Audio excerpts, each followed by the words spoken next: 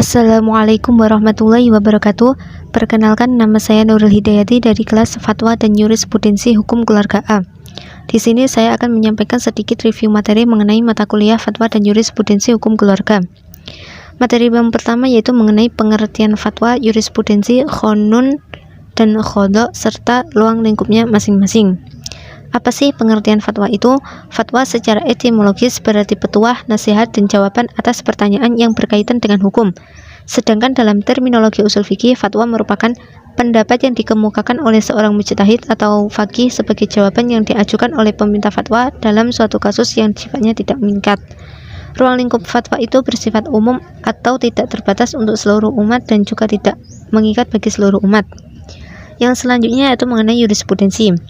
Pengertian jurisprudensi sendiri menurut Prof. M.R. Subakti adalah putusan-putusan hakim atau pengadilan yang tetap dan dibenarkan oleh Mahkamah Agung sebagai pengadilan kasasi atau putusan Mahkamah Agung sendiri yang sudah tetap. Ruang lingkupnya hanya terbatas di pengadilan saja. Kemudian selanjutnya itu mengenai qonun. Qonun adalah ketentuan hukum berdasarkan fikih yang diperoleh melalui ijtihad ulama atau fuqaha yang berfungsi sebagai aturan atau hukum untuk wilayah tertentu.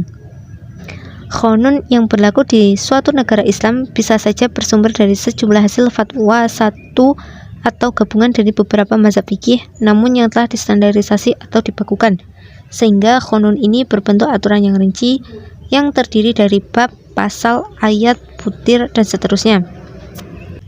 Secara umum, qonun bersifat mengikat dan wajib dilaksanakan dan sering juga tercantum sanksi dan hukuman yang harus dijatuhkan. Ruang lingkup qonun itu hanya terbatas pada daerah Provinsi Nanggroe Aceh Darussalam.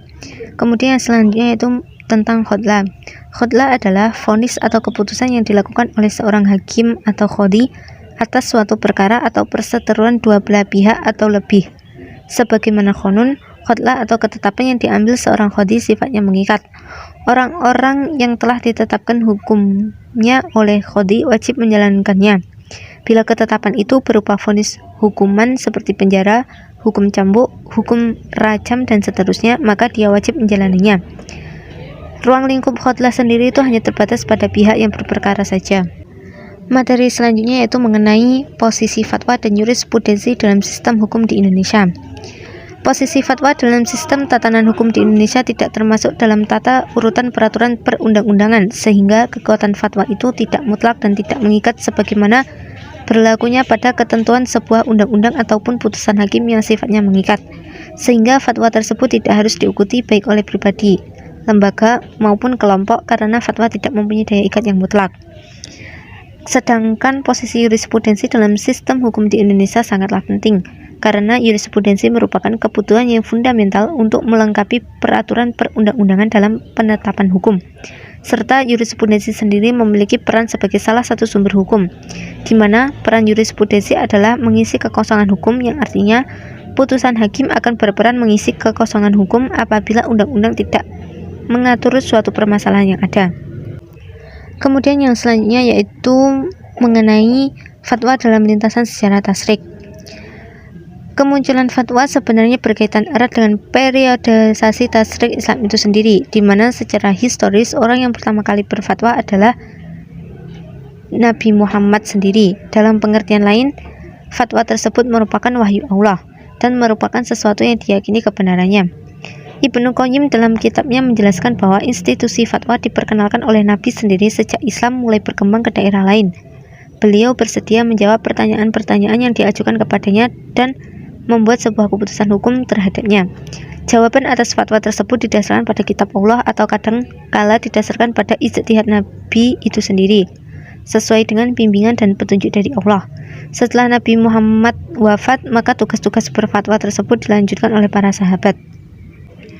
Yang selanjutnya yaitu mengenai Majelis Ulama Indonesia atau MUI, Komisi Fatwa MUI, dan metode istinbat hukumnya. MUI atau Majelis Ulama Indonesia sendiri itu berdiri pada tanggal 26 Juli 1975, di mana MUI merupakan wadah musyawarah para ulama, zu'ama, dan cendekiawan muslim di Indonesia. Tugas MUI sendiri adalah untuk membimbing, membina, dan mengayomi kaum muslimin di seluruh Indonesia. Kemudian yang dimaksud dengan Komisi Fatwa MUI merupakan sebuah komisi yang bertugas untuk pembentukan fatwa-fatwa MUI. Tugas Komisi Fatwa MUI adalah merunding dan mengeluarkan fatwa mengenai persoalan-persoalan hukum Islam yang dihadapi oleh masyarakat, yang dimana dalam persidangan-persidangan Komisi Fatwa diadakan menurut keperluan atau bila MUI telah dimintai pendapatnya oleh umum atau perintah mengenai persoalan-persoalan tertentu dalam hukum Islam. Lalu, apa saja sih metode istinbat hukum MUI dan Komisi Fatwa itu? Metode istinbat hukum MUI dan Komisi Fatwa yang pertama yaitu metode bayani. Metode bayani adalah sesuatu cara istinbat atau penggalian dan penetapan hukum yang bertumpu pada kaidah-kaidah lughawiyah atau kebahasaan makna lafaz. Kemudian yang kedua adalah metode taklili dengan mengandalkan penalaran, meliputi kiasi, istihsani, ilhaqi. Pengertian kiasi yaitu menghubungkan atau memberlakukan ketentuan hukum sesuatu persoalan yang sudah ada ketetapannya di dalam nas kepada persoalan baru yang tidak disebutkan oleh nas, karena keduanya mempunyai kesamaan ilat. Kemudian istihsani yaitu meninggalkan kias yang nyata atau jali untuk menjalankan kias yang tidak nyata atau samar-samar atau khafi, atau meninggalkan hukum kuli untuk menjalankan hukum istisnai atau pengecualian disebabkan ada dalil yang memuat akal atau logika membenarkannya, atau mencari alternatif terbaik terhadap dua dalil. Sedangkan yang dimaksud dengan ilhaqi adalah mengeluarkan hukum dari ibarah pendapat para ulama atau menetapkan hukum pada permasalahan yang bersifat kuli atau umum, karena telah ditetapkan hukum pada sebagian besar masalah yang bersifat juz'iyah atau khusus. Kemudian metode yang ketiga yaitu metode istislahi. Metode istislahi adalah cara istinbat hukum mengenai suatu masalah yang bertumpu pada dalil-dalil umum, karena tidak ada dalil-dalil khusus mengenai masalah tersebut, dengan berpijak pada asas kemaslahatan yang sesuai dengan maqasid asy-syariah atau tujuan pokok syariat Islam, yang mencakup tiga kategori kebutuhan yaitu daruriyat atau pokok, hajiyat atau penting, dan tahsiniyat atau penunjang. Beberapa yang dapat dikategorikan dalam metode ini adalah al-masalih al-mursalah atau kemaslahatan yang tidak terdapat acuan nasnya secara eksplisit, al-istishab atau pada dasarnya segala sesuatu itu hukumnya boleh, baro'ah azimah atau pada dasarnya seseorang itu tidak terbebani hukum, yang populer dengan istilah asas praduga tak bersalah, sad az-zara'i atau menutup jalan yang menuju pada terjadinya pelanggaran hukum, dan uruf atau adat dan kebiasaan yang baik. Kemudian yang selanjutnya akan dibahas mengenai organisasi NU atau Nahdlatul Ulama, Lajnah Bahsul Masail, dan metode istinbat hukumnya. Pengertian NU atau Nahdlatul Ulama sendiri adalah suatu jam'iyah diniyah Islamiyah atau organisasi keagamaan Islam yang didirikan di Surabaya pada 16 Rajab 1344 Hijriah bertepatan dengan tanggal 31 Januari 1926, berpedoman kepada Al-Quran, As-Sunnah, Al-Ijma' dan Al-Qiyas, yang berakidah Islam menurut faham Ahlussunnah wal Jamaah dalam bidang akidah mengikuti mazhab Imam Abu Hasan Al-Asy'ari dan Imam Abu Mansur Al-Maturidi. Dalam fikih mengikuti salah satu mazhab empat, yaitu Hanafi, Maliki, Syafi'i, dan Hanbali. Sedangkan dalam bidang tasawuf mengikuti mazhab Imam Al-Junaid Al-Baghdadi dan Abu Hamid Al-Ghazali. Selanjutnya yaitu Bahsul Masail adalah forum yang membahas masalah-masalah yang belum ada dalilnya atau belum ketemu solusinya. Masalah tersebut bisa meliputi masalah keagamaan, ekonomi, politik, budaya, dan masalah-masalah lain yang tengah berkembang di masyarakat. Masalah tersebut dicarikan solusinya yang diambil dari Kutubul Mu'tabarah. Dapat dikatakan juga bahwa Bahsul Masail merupakan forum yang membahas masalah-masalah fikih yang belum dibahas secara mendetail di dalam Al-Quran, karena di dalamnya terdapat lafaz yang masih am atau global yang butuh penjelasan-penjelasan menggunakan instrumen-instrumen yang mendukung. Salah satunya instrumen yang paling penting adalah al-hadis, serta perangkat-perangkat untuk bisa memahami Al-Quran maupun al-hadis seperti ilmu nahwu, qawaid al-sharafiyah, lugat al-arabiyah, qawaidul fiqhiyah, balaghah, asbab al-nuzul, asbab al-wurud, dan lain-lain.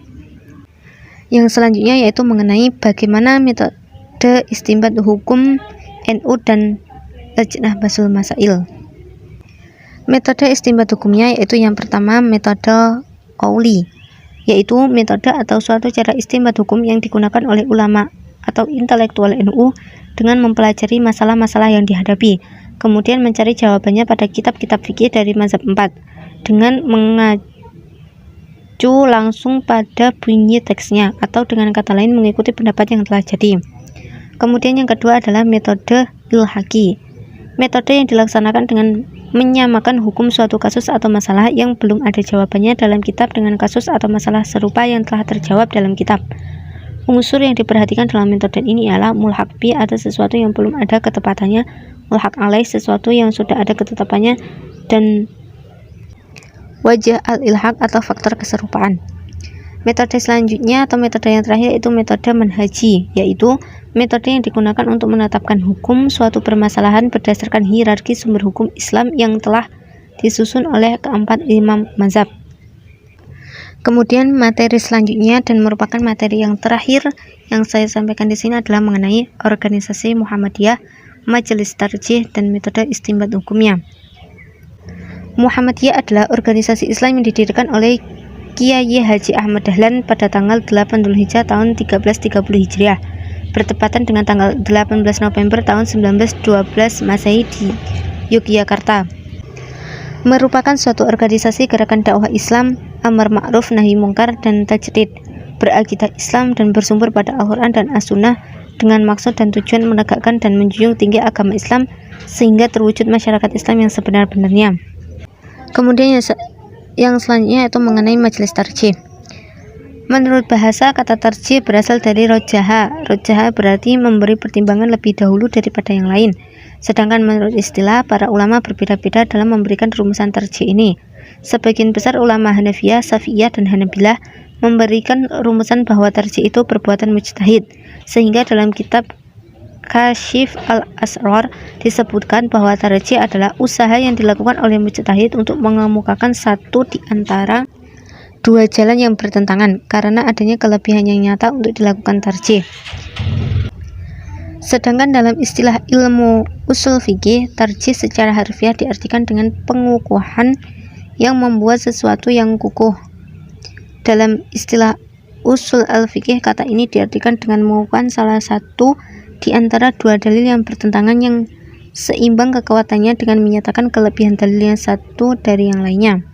Istilah tarjih dalam Muhammadiyah didefinisikan oleh Kiai Haji Sahlan Rosyidi sebagai berikut, yaitu bermusyawarah bersama dari tokoh-tokoh ahli yang meneliti, membanding, menimbang, dan memilih dari segala masalah yang diperselisihkan karena perbedaan pendapat di kalangan umat awam mana yang dianggap lebih kuat, lebih mendasar, lebih besar, dan lebih dekat dari sumber utamanya ialah Al-Quran dan Hadis. Kemudian selanjutnya itu bagaimana sih metode istinbat hukum Muhammadiyah dan majelis tarjih Muhammadiyah. Metode hukumnya yaitu yang pertama metode bayani atau semantik, yaitu metode penetapan hukum yang menggunakan pendekatan kebahasaan. Ini merupakan bentuk mendapatkan hukum dari nas zonni dengan mencari dasar interpretasi atau tafsir. Yang kedua adalah metode taklili atau rasionalistik, yaitu metode penetapan hukum yang menggunakan pendekatan penalaran.